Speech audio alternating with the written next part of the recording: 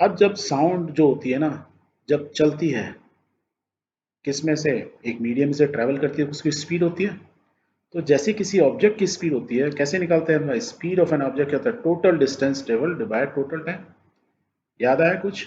कि एक कार है, यदि वो रोड पे चल रही है और वो ट्रैवल करती है, डी डिस्टेंस ट्रैवल करती है टी टाइम में, तो हम वेलोसिटी निकाल सकते हैं या स्पीड निकाल सकते हैं।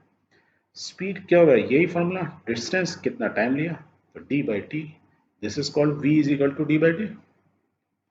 अब सेम चीज यदि मैं इसी जगह पे, और यूनिट क्या है? मीटर पर सेकंड, सेम चीज यदि मैं इसी जगह पे करता हूँ, एक स्पीकर रखता हूँ, वो भी क्या है? बोल रहा है। जब मैं बोल रहा हूँ तो क्या होता है? यहाँ से एनर्जी क्रिएट हो रही है, और मैं, आप खड़े हुए इस डिस्टेंस पे, that means the energy now has to travel, और sound waves has to travel this distance, same distance, and suppose it is taking same time T. तो वेलोसिटी क्या हो गई? साउंड की वेलोसिटी, जैसे मैं कार की निकाल रहा हूँ, तो I can say the speed of sound, मैं स्पीड ऑफ ऑब्जेक्ट की बोल रहा हूँ, आप साउंड हो गया ऑब्जेक्ट की, कार की जगह मेरी साउंड हो गई, तो वही होगा, speed of sound equal to total distance travel, your distance travel, और कितना टाइम लिया, divide by total time. So the formula of speed of sound is exactly जैसे भी किसी व्हीकल की हम स्पीड निकालते हैं, ऑब्जेक्ट निकालते हैं, तो वेलोसिटी ऑफ साउंड का फॉर्मूला क्या होगा? सेम, आपको यदि निकालनी है। और यदि हम ये एयर में बोल रहे हैं, तो वी राइट 344 मीटर पर सेकेंड। ये हमने एक्सपेरिमेंट से निकाली है, साइंटिस्ट ने, इतनी होती है, या मेजरिंग इंस्ट्रूमेंट आते हैं। 344 मीटर पर सेकेंड की स्पीड से साउंड ट्रेवल कर रही है। और इसमें एक चीज़ और नीचे लिखी रहती है, the speed of sound in air at 22 degree centigrade. इस डिग्री, इतने टेम्परेचर पे साउंड की स्पीड इतनी है। क्या मतलब? इसका मतलब क्या हुआ? कि इसका मतलब डिफरेंट टेम्परेचर पे साउंड की स्पीड जो है एयर में डिफरेंट होगी। क्यों होगी वो समझते हैं आगे।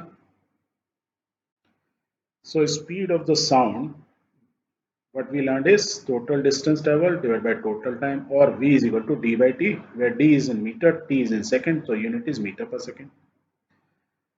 हमने ये देखा था, साउंड वेव को हम ऐसे ड्रॉ कर सकते हैं, वेविकल form, where there is a density of pressurization ऐसे दिखा है, और ये जो डिस्टेंस मिड पोजीशन से होता है इसको एम्पलीट्यूड ए बोलते हैं। और ये एक हाईएस्ट पोजीशन से इस साइज में सेम पोजीशन से स्टार्ट किए, और फिर कंप्रेशन, नेक्स्ट कंप्रेशन के बीच में जो डिस्टेंस ट्रेवल करती है वेव, उसको क्या बोलते हैं? Wavelength, lambda. एंड एक साइकिल को यहाँ से लेके यहाँ तक, या मैं बोलूँगा इस मिड पॉइंट से स्टार्ट करूँ और इस मिड पॉइंट तक, दैट मीन्स एक साइकिल हो गई। इस साइकिल में टाइम टी लगता है, ये हमने सीखा था। तो देखो, मेरे पास डिस्टेंस भी है, लैम्डा भी है, टाइम भी है, तो स्पीड में निकाल सकता हूँ। अब इस, ये जो ग्राफ दिया हुआ है, ये इसका ही दिया ना, कंप्रेशन रेयरफिकेशन, कि मेरी डेंसिटी और कैसे ये वाइब्रेट कर रहे हैं, उसी का ग्राफ है।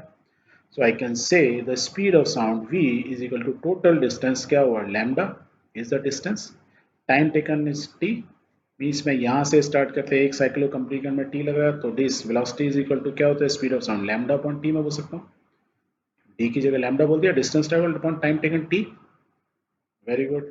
प्लस हमने ये समझा था, हमने ये भी पढ़ा था कि जो टाइम पीरियड होता है t, ये क्या होता है? Is inversely proportional to frequency.